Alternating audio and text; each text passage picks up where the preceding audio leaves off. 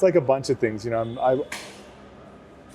some of those things I'll keep kind of private, and with Luca, I don't want to but we had a group chat with those two guys, and I messaged him a lot. We talked about all sorts of stuff, like, training and, decisions to switch things up, whether that be with tried to mentor him a bit with whether it's coaching or brands or which competitions to go to. And I wanted to, especially when, it started to do well, it's like I wanted to dedicate it to him if I could win it. And he's, he was so good at CrossFit. Really, in this sport, it's hard because, Lazar obviously didn't win the games, but some of the things he could do were just so impressive. Like this year in Dubai, watching him do there's 10 rounds of thrusters and legless and double unders, and it was just man, I don't think anyone else can do that. He's so good at these certain things, and he's got just this specific style of moving that you could always pick him out, which is something I like in other sports. You can tell when a certain player, how they run or how they, hit the ball or shoot the ball. And he was just funny, right? You'd look for him, if we were doing a brief, I'd want to sit by him, right? It's either him or Pat. We'd roll our eyes at a brief, and and after an event, you jump up onto the red finish mat, and I imagined I could just every time I finished a workout, I was thinking of him, just lying there catching my breath and thinking I'd get up and give him a hug, or give him congratulate him if he did well, or talk some trash if he finished poorly, and he'd, I don't know, my judge, or it's always that stuff with him, right? I was wronged.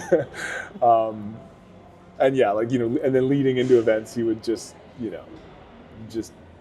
had a lot of confidence. And this, it's hard too, is and we all believe every year's our year, but he just felt he had this momentum building. He just man, I think I figured it out in Dubai, starting to piece some things together and switch some things up with his coaching. And semis, he just looked really good. He looked more well-rounded. He's kind of piecing together some stuff, and just felt really poised to have a good year here. Yeah. I'm a bit of a feeler, so I've been feeling the weight of it the whole weekend. And this weekend, from the moment we lost Lazar, it became just about being present for the community. It was no longer about the competition. It was no longer about the games. And it's maybe that's why I've been given 11. It's just to be present, to be anything that I could be for the community at this point. So, I believe that presence is the medium in which love can be expressed. And so I was okay, I'm going to come be present. And, maybe that's just the one way that love can be spread. So when Pat finished the event, he was part of the last people to get out of the water. We were in a cold tub, and we saw Lucas just asking if we had seen Lazar, because he hadn't been seen getting out of the water. So that was a moment of shock, because we knew that he was struggling in the water. We were watching the feed. We knew that he was struggling. We hadn't seen what happened. I know that some feeds have had that. So it was kind of surreal. I think a lot of us were hoping that it was a mistake. There was a competition out where an athlete was in the water and kind of just walked out without telling anyone. We were kind of all hoping that was the case. And then finding out that there was a search, and it was shocking. I think the image, it was very shocking. It really has me still speechless. So after that, it just kind of feels like time was in a standstill. It's hard to realize in the moment. And so Thursday was a very difficult day for all of us. Getting the confirmation that he had in fact passed away was just a dagger to the heart for all of us. So it was hard to fathom what was going to happen in the next hour. The athletes didn't know what to do. Some of them even came back here, tried to soldier up, but no it was just very weird, very strange. A lot of sadness, a lot of anger, a lot of shock. And then Friday was very difficult. Just, I think everyone was struggling with it a little bit, whether it's struggling to be there or struggling to not feel bad for wanting to be there. The coaches are a little bit less torn in that. We don't have to make that decision. You know, my conversation with Patrick was, whatever decision that you take, I will wholeheartedly support you and be there for you no matter what. You know, and I'm here to bounce ideas off you if you want to talk things through. So, you know, it became a very, very different way of supporting the athletes, trying to put your feelings aside, because there's a lot of anger when things like that happen. There's a lot of, you know, coaches are humans too, and we saw this kind of differently, you know. I think a very difficult thought was, we were just standing there, you know, having a good laugh, watching the athletes come in from an event, not realizing that someone was in distress. It makes you feel really, really guilty. And that's very hard. There's a lot of guilt. This weekend, there's sadness, anger, and a lot of guilt. You can't help but, like, as a person, just like, I've been there. Like, I've been overly exhausted in the water. Like, I've been overheated. Like, and for someone that talented and that fit and, you know, that good in the water, it's like, you can't just help but think that, like how? Like just, it terrifies you, you know, like it terrifies you that something like that could happen with so much, like, so many people around, with so much going on, and just, you know, like, you can't think of it. Like, and I have 2 boys, and, like, I've had very emotional calls with my family, because it's like, you know, he was a son, he was a brother, and it's like, I can't help but think about, like, my boys, and it's like, you just, like, the human side of it's just, like, fucked. Sorry, words. Yeah, it's just real. I mean, obviously it's sad beyond words. Like, just putting yourself in, like, again, I've been in his shoes in certain capacities, and, like, being in his brother's shoes, and, like, Luke was a part of the proven team. So it's like, you know, I was with Luca, like, all day, you know, like, Wednesday and Thursday, you know, so it's just like, yeah, it's bad. And, you know, like, from the coach's side of things, it's like, all you want to do is just be there as a person, you know, because none of these athletes, like, talking to some of my friends that are still competitors, like, nobody's in a good place. Like, and especially the vets, like, the people that knew him and that feel looked up to by the younger athletes who maybe didn't know him. Like, you know, they're in a very hard place, because, you know, those younger athletes, first-time athletes, like, you're deer in the headlights at your first year at the games anyway. So when this happened, you're going to look to the veterans, you're going to look to the people who knew him, who know CrossFit, who know the games, like, what do I do? And that's a lot of either unintended or intended pressure on the guys who've been here, and the girls, obviously, I'm talking from the guys' division. Mm-hmm. You know, to be leaders, and it's like, nobody knows what to do. I mean, it's still that way. Nobody knows what to do. Like, everyone's lost and just trying to figure it out. You were in person at the swim event? I was not. I was at an event, an HWPO event, running, and our head coach Steve Fawcett called me and said, "You need to get here right now." And I was like, "What's going on?" He's like, "They can't find Lazar." I was like, "What do you mean they can't find Lazar?" He's like, "Just get here." And he knew already what had happened, and he didn't tell me. The first people I saw were Steve Fawcett and Michelle Otando. And, you know, that was the emotion. They were just scared. They didn't even know what happened, but, you know, they knew what they received out of the water with the athletes that they were caring for. And I think that was immediately their feeling was like, oh, any of them, this could have happened to. It's just unthinkable. I mean, I think if we're honest, that over the years, there has probably been some things that we can all look at and say, you know, not necessarily the best or safest when it comes to athlete safety, well-being, etc. And unfortunately, I just think that this year happened to be the year that something catastrophic happened. Could have been 10 years ago on Manhattan Beach, to be honest with you. I think about those things. I mean, we had athletes back then who could barely swim, had no business being in the water.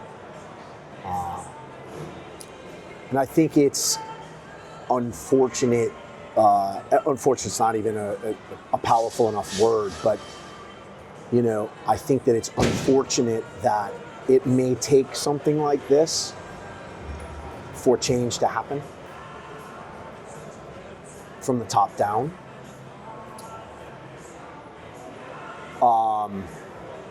You know, obviously there's a lot of things I think people are going to have to unpack starting tomorrow, you know, when the games are officially over. But I think one of the most powerful things that needs to happen is, I think the most influential athletes in the world have to band together and demand change. And I think until that happens, we're going to be in a pretty vulnerable place as a sport. Because the sport for these athletes needs to be paramount, and it needs to come first. And I don't think it does right now with the current regime in place. I think that unfortunately, until that happens, I don't know where we're going to be, and I worry for the future of the sport. You know, it's tough. I just have so many. I haven't been able to really, you know, process it all. I've had to coach and be there for Ricky and Alex this weekend, and you know, but I think all of us are in a scenario where it's kind of like just pushing it down, and then it's going to come out eventually. And unless we deal with it, you know, some things have to change. And so, you know, I don't know what that is exactly. I got to think more about it before I really verbalize, because I don't want to just come out with, you know, venom. I think, but there's definitely some there, and I think there are for a lot of people. And I think there are for a lot of people whether you continued or not. And I think, you know, I don't think there was a right choice there. It was a lose-lose situation, I feel like. So, you know, but I know that carrying on like nothing happened, or like everything is status quo is impossible. Because of your unique role working in law enforcement, you, as we mentioned, these are situations not exactly the same, but you've seen similar instances, and I think you serve as somebody who can take that step back and really see everything that has happened. From your perspective and even your expertise, what has that been like here throughout the days from Thursday up till Sunday?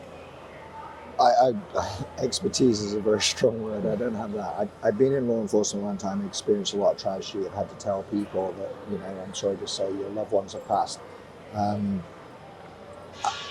I think it's a compartmentalization thing as well. Everybody deals with it, as I said, in different ways. I'm hoping we can put trust in the judicial system. Like, it does fail us. Like, I'm on the receiving end of that as well. And I don't think that's the case. And hopefully, you know, there's a lot of stuff about speculation of what happened. You know, we trust that the right process is going to go ahead, and not to be morbid, but an autopsy will hopefully give us the right results. There's people who are going to say this happened, that happened, I saw this happen. We don't know. Like, it's as simple as that. We don't know. And I think it's only fair that we let the real take its course, and in time then move from there. So the internet is sometimes the worst place to go for accuracy, information, especially the comment section. When Don Fall came out and made a statement on Sunday, he said that an external investigation would occur. Is that normal protocol for something of this magnitude? I think when you say external investigation, well, there's going to be a police investigation. Right? A death has happened, a traumatic experience has happened. There's a police investigation, and they will do their things with the emergency services where they work with the coroner. Maybe there'll be a coroner's inquest and stuff like that. That to me is a normal process in what I've dealt with. I can't speak to the American judicial system and how it works. I don't know it that well. Around the world, and my father was a coroner's officer, so again, like, I can draw from experiences there, and then Emily working in the medical field and speak to medical professionals and all that kind of thing. To me, that would seem normal. And then afterwards, as I said, to have something so traumatic happen and there be an external investigation or recommendations health and safety wise now, that is a huge part of that, I wouldn't say healing process, but correcting wrongs is the important part here. And I heard someone, I cannot claim this the other day, and as I said, I knew Lazar very minimally, but what I did know him, a fantastic guy. Maybe his parting gifts may be the biggest impact he'll ever have on CrossFit, and in a positive way. And that speaks volumes in itself. What kind of change do you think will come of this? Hopefully a positive one, but you know, we can look at all tragic instances. The Boston Marathon in England, there was the Hillsborough burning of the stadium. Like all those horrific instances, we take it and we learn from it as best we can. We've had, as a species, as humans, we've had horrific instances throughout the world. I can name up hundreds of instances. Have we got better from them? Yeah. Have we made more mistakes as humans? Absolutely. We keep developing. And hopefully, as I said, as a young sport as we are, safety implications and measurements come in place for the better for everybody. Puts everybody in a better place. Speaking specifically to the warm-up area, this is what the live stream at home doesn't see. Yeah. A lot of even the people on Instagram don't see, because it is a more controlled atmosphere. Can you speak to or just explain what it does feel like to be in here this weekend? Yeah, it's hard. It's heavy back here for sure, and it's something none of us, I think, have ever gone through. I think we've all lost somebody in our life, but we've never gone through an abrupt tragedy like this in sport, and we're all dealing with it the best way we can. And I think, like I said before, banding together and the people coming together to be there for each other has been the best thing. We have our good moments and we have our bad moments. We want to celebrate what the athletes are doing, but we want to remember Lazar, and Luca's one of our athletes that he's in the back of our minds all day long. And it's one of those things where you want to celebrate all the hard work you've done to get to this point, but it feels wrong at the same time because you don't know how to react to this situation, and it's impossible for everyone. Everyone involved has to go through this their own way. And I mean, I've talked to some athletes who have been 4 minutes into a workout and they said, I can't do this anymore. And we have to be okay with that, and we have been okay with that. And there hasn't been a single person back here that's thought that was wrong or thought that was a wrong decision. And that's been I think the greatest thing about this week. I don't think there's any positives that we can really take away other than people being there for each other and that we're stronger together through that. Mm-hmm. Knowing that Luca is one of your athletes, newer athletes, how long has he been with Proven? So it's been about a month and a half, 2 months at this point. He's been with Kiefer for over 2 years. So I think that's been the toughest part is we were with him the whole day when everything happened with Lazar, and just because we didn't know him, I think you can share in sorrow with people really fast, and it feels like we've known him for years now because he's just been able to confide in us and kind of grieve. He has nobody here. There's no family here. There's nobody helping him out other than the people that are involved in the sport, which has been over the top amazing. And I know he feels that from the athletes and the coaches, which has been great. But Kiefer as well. Like it's been really hard on him, and it's been hard for the fact that one of his athletes is really grieving through all of this, and we don't know exactly how to handle it. Usually it's our job as coaches and our job as brand owners to have answers to every single thing, and we're trying to figure this out as we go. I don't know if you can speak to this, but when we look at like how water events have been covered or done in the past compared to this year, did anything look different, feel different when it came to, and again, without speculating or anything, just like if you can take a step back and look at the situations, did it feel different? Of course, we're at a new venue and we want to understand that, but I'm just curious. I mean, I wouldn't say anything looked different on the surface, and without letting out my own frustrations too much about the whole situation and how it went down. I mean, I think the biggest thing, just, and this is obviously, nobody was really talking about this beforehand because no one's thinking. I mean, we're not thinking worst case scenario. Somebody should be, but it's not our job as coaches or athletes to be thinking about at the highest level athlete safety. But like, you look at it and it's like the water was very warm. Like the water was bordering on levels where a triathlon would cancel a swim. And it's like due to the potential risk of issues in the water, and especially going from a run into a swim when it is so hot and the water temperature was basically the air temperature. Like that's the only thing that like we had talked about in very small circles, but like not with any great degree of concern, but just like the fact that the water was very warm. I mean, that was the only thing. Other than that, nothing seemed,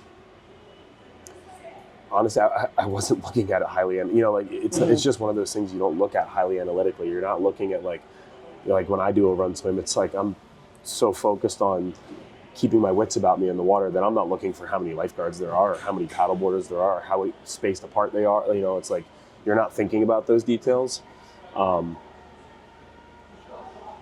So yeah, it didn't look or feel much different than years past. I don't know.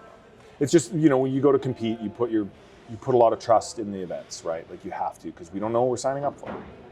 And, trying to break down that wall of secrecy a little bit and let in some voices of experienced competitors that like have been on the floor and know what it feels like. And, there's some events that are really painful and really good tests of fitness where you feel very safe. The thruster burpee workout or the Echo Bike burpee workout. It's like, I felt safe doing that. It was a great show. Like it checked all the boxes of anything you'd want in a test. Perfectly safe. And there've been other workouts at all sorts of competitions where sometimes you're like, man, that did not feel so safe. And, understanding those voices and trying to learn from them and build protocols around that. Every other sport's done it, and it's just like we've been calling for that, and there's been a need for that for so long. And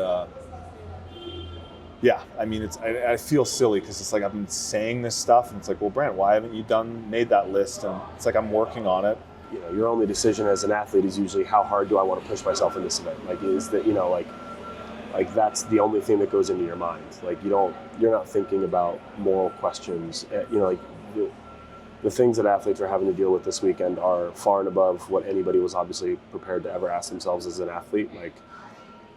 So I know there is a lot of, no matter how athletes have chosen to respond as far as competing, not competing, anything like that, I know that there is a lot of frustration at just the entire situation and the fact that it was incredibly avoidable. And I think that's absolutely a shared sentiment, whether outward with rage right now or just what anybody and everybody is talking about is that like this could have been well and wholly avoided.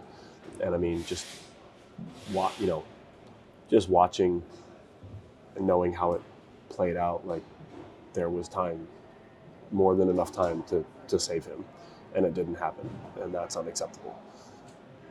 I know that a lot of athletes feel that frustration very deeply, just that, we're playing sports. Sports should not be life and death.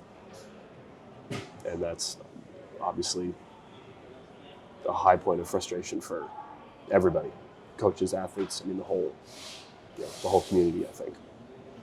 When you saw that today they announced that there would be an internal investigation, did that give you a sense of, not comfort, because I don't think there's comfort in anything right now, but did it give you a sense of maybe hope that we would get to the truth of what happened and that potentially there will be change moving forward? Or what were your thoughts around that? Talking to some friends who have been involved with trying to implement change for a number of years now, I think there's a high level of skepticism and frustration because there have been plenty of people trying to implement, more standards, safer standards, things like that for a number of years now. And there's been, whether you call it pushback or just lack of movement, like whatever the term is, I'm not close enough to it to say, with to use an appropriate word, I guess. Obviously what happened is beyond anything that's ever happened or should happen. So I would hope that there will be significant change, because to not have significant change would frankly just be unacceptable. And I think you would, I wouldn't say I'm hopeful, but I would say that if they don't implement significant change, there will be a firestorm of things. The most stressful day of my entire career, my days of my entire career, have been the swims that I was involved in running the event at Wadapalooza, because I knew what was at stake. And we've had situations in the water, and I know, we were prepared for them. And for me, for CrossFit, and for that family, I hope it is that they were prepared and it was an accident. I don't know what to think right now from all the things that we're hearing. I'm really interested to know, what were we prepared? Did we follow the proper protocols? I mean, there's so many sports that swim in open water. Are we expert in that, or should we have experts here to do that for us? Should we be hiring triathlon companies? There's so many things to account. It's never bringing that kid back, which is what's the hardest part. But yeah, I have. I think it's been the hardest part for particularly me this entire weekend is thinking about the fact that could have been Matt. Matt's my best friend. And I knew I knew Lazar. I wasn't close with him. I ran events he was a part of, Dubai, Lazar. I've been around him a lot. That could have been anybody Thursday. And I think, that's what's scared me the most through all this is I think all of them come out scared, and then their worst nightmare came true that somebody was lost, and I think they all immediately thought, wow, I just almost died. Because many that we coach and care for on a daily basis for their training and competition had a lot of trouble in the water. Their backstroking, their heart rates were at their limit for 40 minutes. I don't know, it's a lot. It's a lot to try to unpack. One of the main things I really wanted to get out of this weekend was hoping to just bring unity of the community, unifying athletes, unifying community, just to show that you're going to get through this together. That's the best way to do anything, any sort of grief, any sort of grief that I've been through in the past. It was done by going through it with somebody, with each other. So I think that would be the number one thing that I'm hoping that this weekend shows is that athletes came onto the floor to unify the community. And it wasn't, I wish people understood how many people talked about other forms of the competition. Athletes weren't concerned about that. They weren't concerned about a grand competition with big prize purses. Nobody cared. It was about unifying the community and bringing people together. Do athletes have to undergo any type of medical clearance, physicals, blood panels, medical history? Sign your waiver and you're good to go. So, yeah. Maybe we should.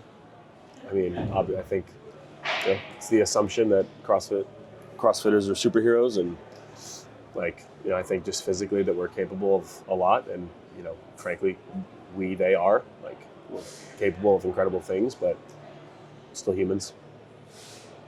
Weird shit happens still. So might be in the best interest of the sport in the long run, but again, I think there are a lot more low-hanging fruits, that we can most definitely be looking at first before that becomes a route that just as a safety clearance for athletes, or something like that. Being sensitive to knowing that the investigation is still open, but also knowing that you spearheaded the PFAA. Lazar was on the PFAA. He drowned during an event. Does that feel like, not that the work hasn't paid off, but is there a feeling of enough hasn't been done? Or is there anything top of mind when it comes to the way that he was taken? I don't know. I think what's hard is with something. So often, something I think about when it comes to the creation of events at competitions is there an alternative, right? So that morning, if we were to wake up and just out of nowhere, it was just incredibly hot, just unbelievably hot outside, and the water was smoking. What was the alternative? Show goes on? I don't know, and maybe there was an answer to that, but it's if we woke up and they tested the lake for temperature, or they tested the lake for E. coli, or there was, rain, or there was the heat, was there an alternative? And that's, you look at 2018 when it was raining and we did the CrossFit Total outside. Hey guys, go back squat. Carone blows his knee on a wet wooden platform. Clearly, we're this tight schedule. We gotta go, we got this, then that, then this, and we're all in a window of time and we don't have time to reschedule, so you gotta go. Right?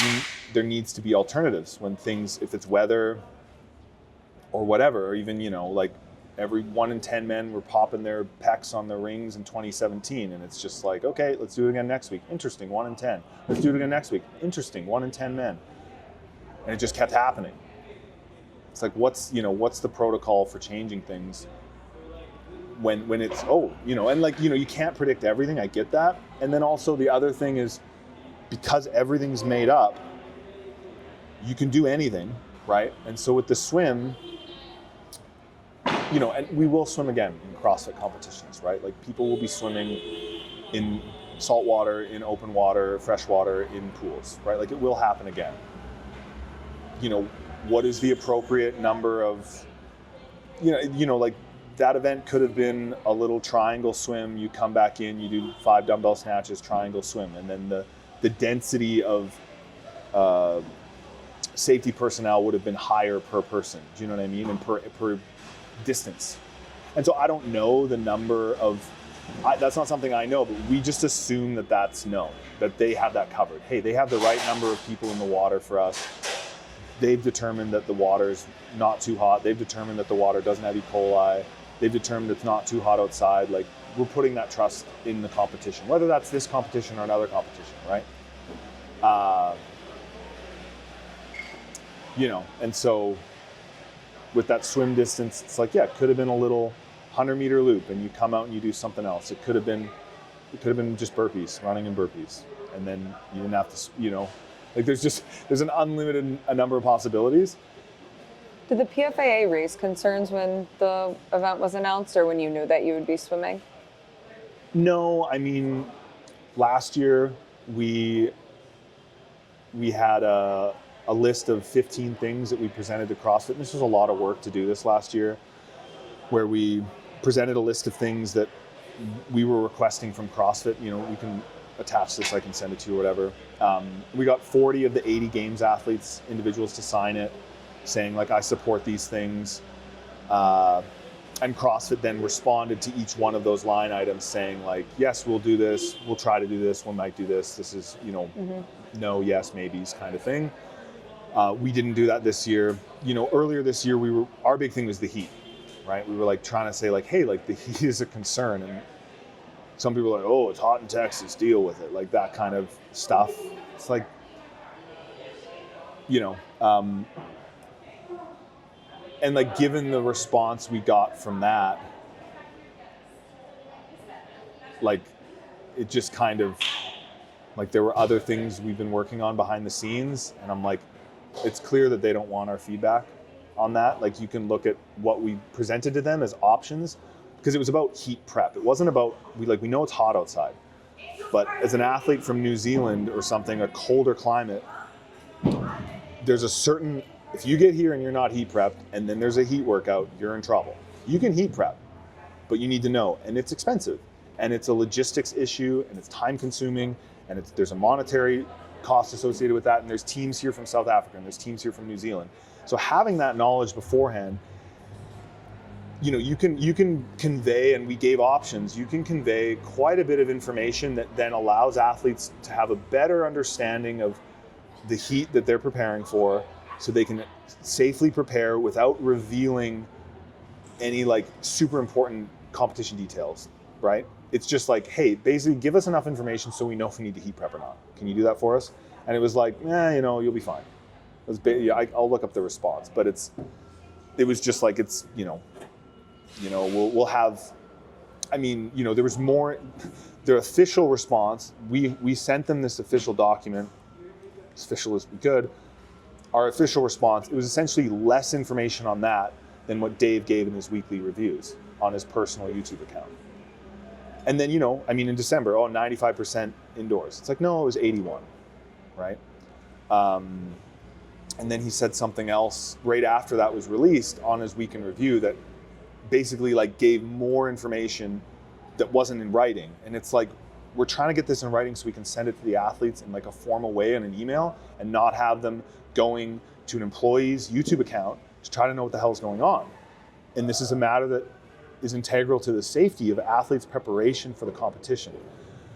So it's like, you know, when that sort of thing happens, you just go like, well, what, as soon as they announce a swim, if I go, hey guys, swim's coming up, just wanted to make sure that, oh, don't worry about it, Brent, we got this. All right. Last year, when we asked about public E. coli testing, they said, yeah, we'll do that. And we got the response. I'm like, oh, that's like uncharacteristic of them. Probably not just going to have a swim. Sure enough, they didn't have a swim. I didn't see any public E. coli testing. Pat looked it up, just like, you know, on databases and the cloud, whatever. And the lake, that was like one of, if not the cleanest lakes in the area to swim in, you know, based on testing, whatever, from this year, last year, or every few weeks. Anyway, I think the E. coli was probably, I don't know, right? And if it wasn't, if you wake up and, you know, there's an algae bloom or something happened, like, I don't know if there was and then maybe there was, maybe they had a plan B. If like they wake up, they go, whew, that's pretty high.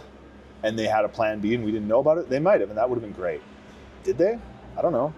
Maybe we'll dig into it at some point. I've been thinking about Luca and Anya all weekend. I can't even imagine what those guys are going through. I can't even imagine. What I want to see coming out of this weekend, unfortunately, because it's still in the grieving process, is I want to see that I want there to be accountability. Like, I think a lot of athletes are extremely angry at that. This is something that has been addressed for so many years. It's just wild. They're lucky that it didn't happen in California when we did Murph, and they're lucky it didn't happen in front of fans. Like, they're very lucky out of that. There needs to be accountability on this. There needs to be a real, true, open, like it's always been a struggle with athletes in CrossFit, just for standards. Something as stupid as just having clarity and less ambiguity on movement standards. But this is, if something needs to happen from this, is that we all need to channel that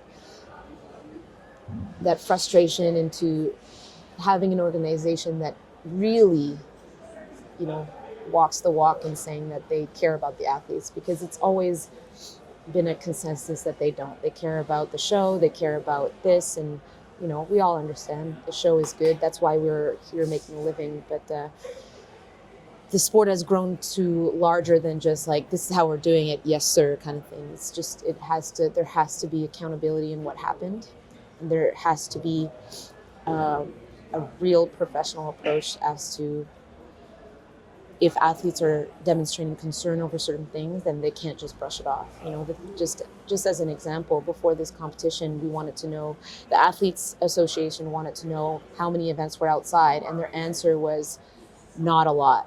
It's just, that is unacceptable.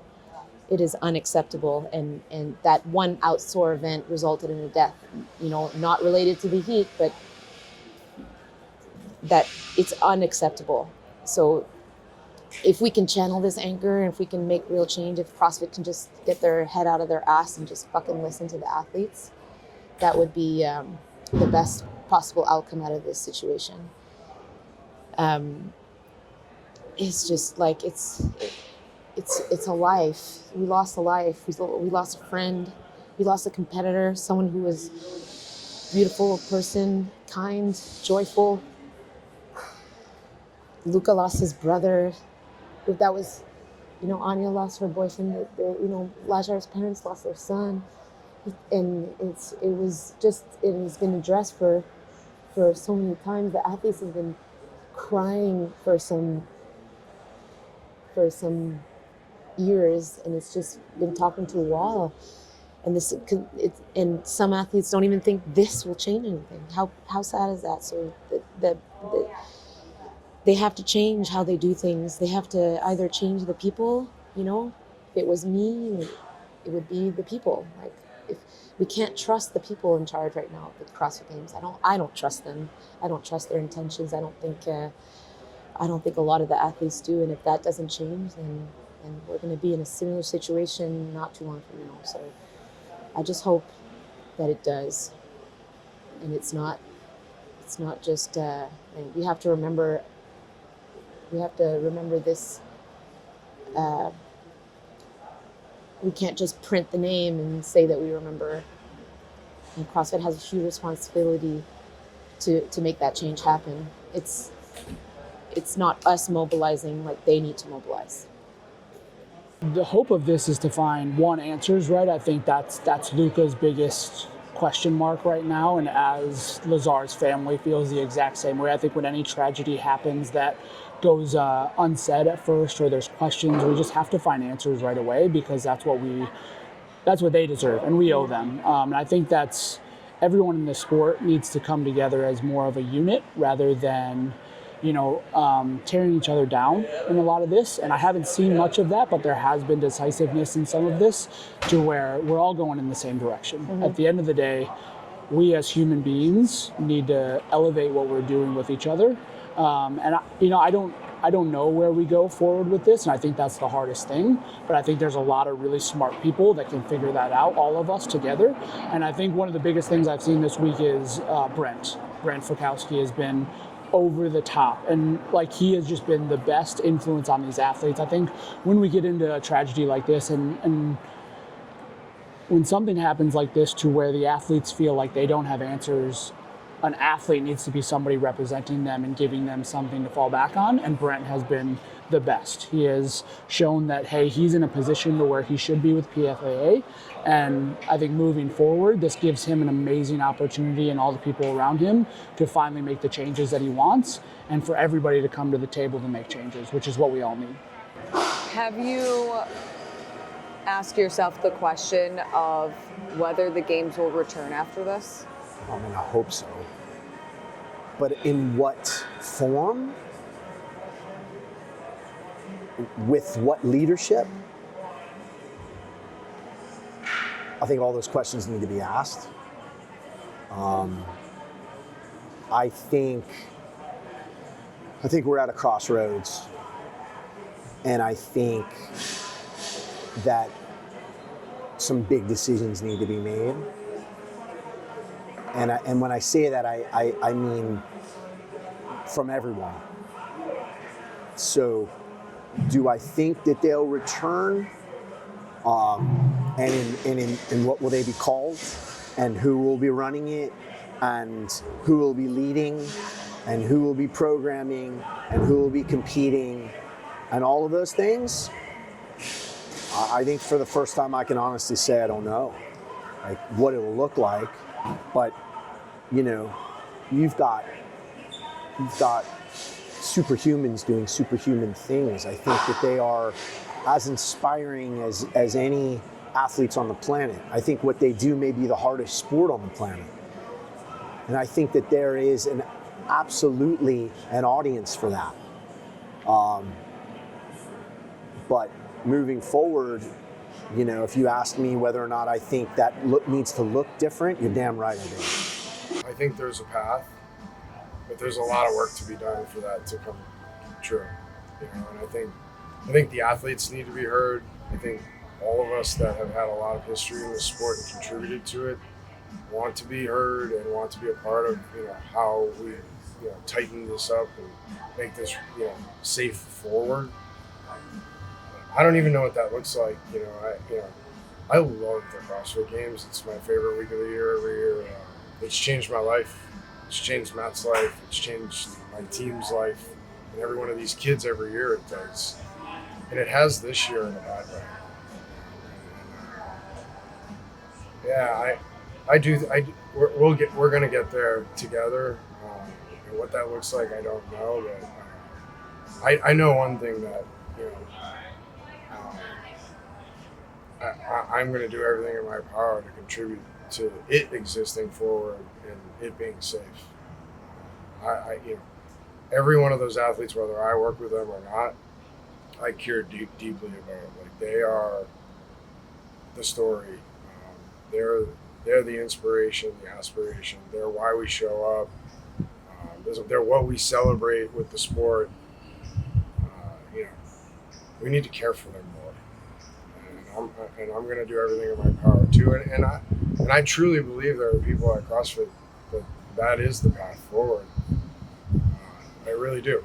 You know, I think, you know, we're Sunday, the games is over right now.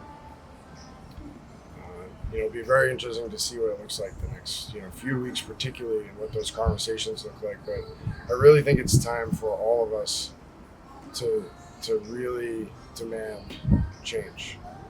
It has to change. We cannot accept what we really have. That the hardest part for me with this whole thing is that, and what, you know, people like myself will regret in moments like this, is that, you know, we've felt unsafe before. You know, we've felt not cared for before. They have, and, you know, as someone that I think a lot of people look to for leadership in these moments, you know, it's you know, it's hard to think that, you know, I've done my best job, you know, really, at this point. You know, I've accepted mediocrity, and I guarantee you one thing, that nobody, you know, I will, like, blockade the front door of the CrossFit Games next year for athletes I know and don't know, if, you know, I don't feel like we've gotten to the point where we're safe.